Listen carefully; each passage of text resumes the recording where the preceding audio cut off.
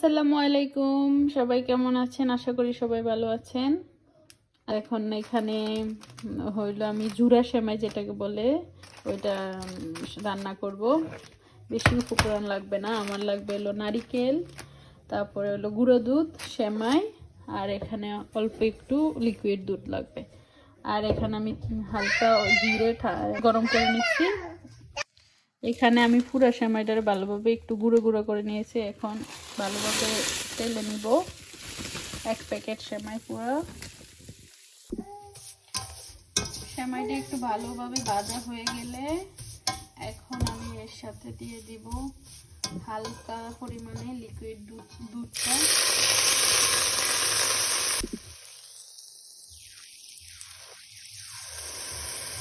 Liquid দুধটা সেমাইয়ের পরিমাণ মতো, যতটুকু একটু বেশি সময় হলে পরিমাণটা একটু বাড়ায় দিবেন, আর একটু কম হলে কম। এখন আমি আস্তে আস্তে বাকি উপকরণগুলো অ্যাড করবো। আমি দিয়ে দেবো চিনি পরিমাণ মতো,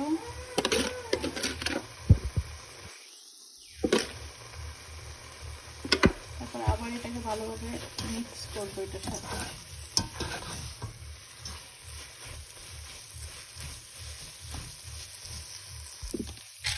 এখানে আমি অ্যাড করব নারিকেল কোরানো।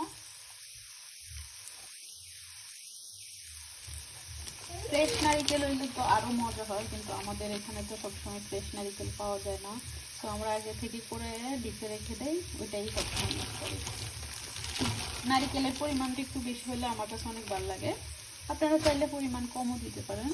তো এখন এগুলোকে আবার ভালোভাবে মিক্স করে নেব। চুলার আঁচটা মিডিয়ামে রেখে রান্নাটা করতে হবে। সেমাইটা এখন হয়ে গেছে, এই যে কি সুন্দর জোড়া জোড়া হয়েছে। এখন আমি এটাকে একটু ঠান্ডা করে সুন্দরভাবে গুঁড়া দুধটা অ্যাড করে তারপরে খাওয়ার জন্য রেডি করব। হালকা একটু ঠান্ডা হলে গুঁড়ো দুধটা অ্যাড করব। এখানে আমি সেমাইটাকে একটা বাটিতে একটা লেয়ার নিয়ে নিয়েছি। এখন দিয়ে দিব গুঁড়ো দুধ উপরে। লেয়ার লেয়ার করে গুঁড়ো দুধটা দিলে তাহলে খেতে মজা হয়।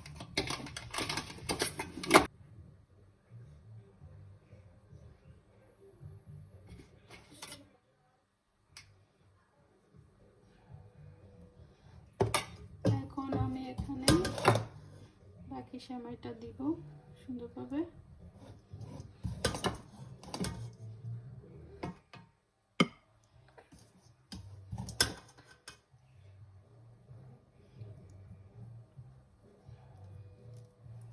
আবার আমি গুঁড়ো দুধ দিয়ে দিব।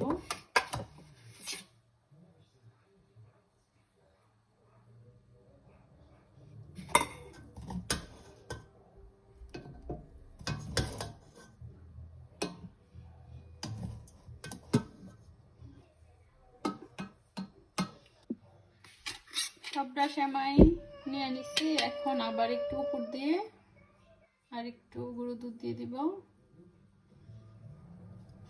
এই তো আমার জুরা সেমাই রেডি।